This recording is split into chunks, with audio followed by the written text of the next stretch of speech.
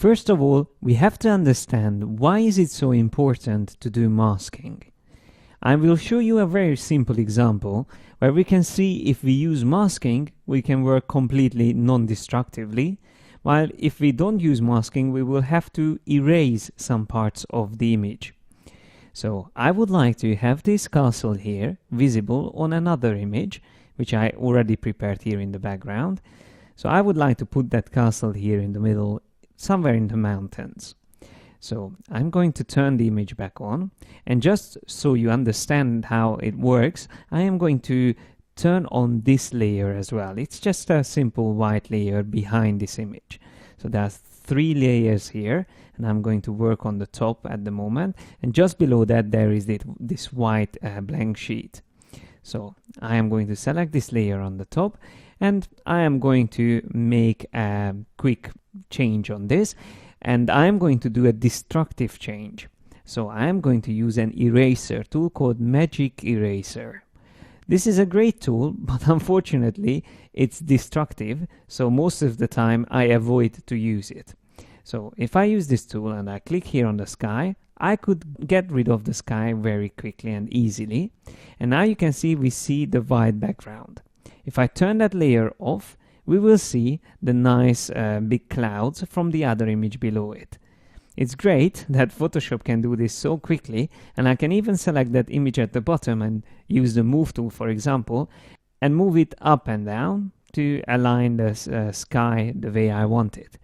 So it's great, it works really well, but as I said, this is a destructive method, and this is not what I wanted to achieve.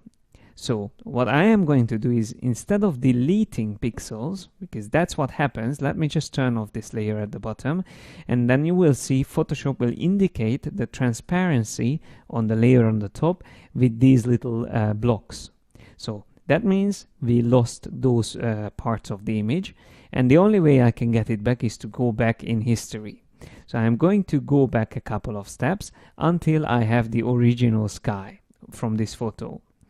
And now I can select the layer again, and instead of using an eraser tool, I am going to make a selection and then turn that selection into a mask. So let me do this first, and then I show you how it works. So this is the quick selection tool, which is a very useful tool. Let me zoom a bit closer to the image as well, and I am going to make a quick selection. The quick selection tool is like a brush, so I can brush over the image, and this is the only difficult part, which is hard to select, but this is sort of a quick selection for the castle, which I want to put on the other layer. So now that I have this selection, I can tell Photoshop to hide everything else from this layer, because I don't need any of this here around the castle. I only need the castle. So to do that, all I need to do is click on this icon here at the bottom of the layers panel, the create a mask icon. So once I click on that, Photoshop will hide everything and only keep the castle visible. And you can see with the white background, it's very easy to see. If I turn off the white background, then we can see the other image below it. Now if I use my move tool and move this image a bit down, I can align it to the forest here, and then I just need to do some retouch, but it will look quite realistic. And most importantly, everything what I've done so far on this montage is completely non-destructive. What does that mean? So being non-destructive means that if I zoom closer, I can show you using the brush tool, and just change the brush size by holding down Ctrl and Alt and click right and left. I can change the brush size easily, and I can also change the hardness by dragging up and down with the same keyboard shortcut, so Ctrl Alt. And I have still the mask selected, so not the image, the mask. This is the mask itself next to the image, so that little black and white rectangle. Now if I use the brush tool, and white is the color selected to draw, with that I can draw back more details from the original image. As you can see, I'm drawing back more details. If I draw here, you can see I can draw back the original sky and all the other details from this image. If I draw with black, I just pressed X on the keyboard to switch to black.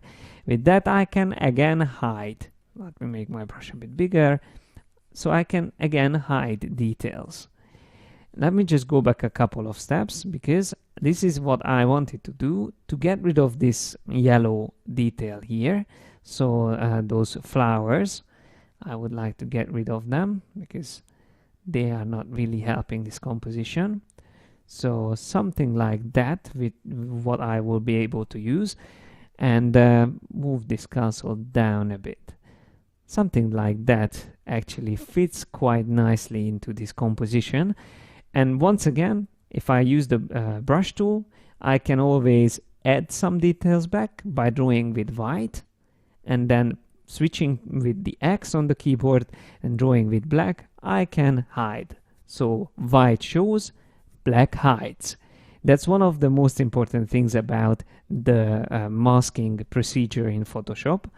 And so to make sure that you understand the whole concept, I'm going to show you another image. Let me show you this little explanation page where I can show you how all this works. And usually what I tell my students, that whenever you think about masking, try to memorize the whole thing as a white hole on a black page. The black page will cover your image, as you can see here. This is my image, and I have a black page with a white hole in it. If I put that onto the image, I will only see through that white hole, and I will be able to see the image through that hole. If I have two images and I add a mask onto the image one, then I will be able to see only that part which is visible through the white hole, and I will see the other image around it, because those parts are sort of deleted but actually are only hidden by the mask. So if you remember this or try to memorize this, black hides, white shows. If it's easier for you, remember it as a hole, a white hole in a black page, the way the mask works. And again, let me switch back to Photoshop, and if I make my thumbnails a bit bigger by right-clicking here in the Layers panel and choose Large Thumbnails, you will be able to see that for the castle, we have that mask here visible. And if we want to see it properly and even bigger, we can alt-click on the mask icon, and then we can see the mask even better here. So white shows, black hides, which means with white, the castle itself is visible and everything else is black. So whatever I see apart from this little part of the image on the top, I will see the other image at the bottom. By the way, this view is very good, because here I can see I have some leftovers here, unnecessary leftovers, which I can again just hide with the black brush. If I Alt or Option click on the mask icon again, we can see the image itself. So this is an introduction and basic understanding of how masking works in Photoshop, but in the following tutorials we will discuss all the advanced techniques and everything you need to know, not just in Photoshop but also in Illustrator and InDesign.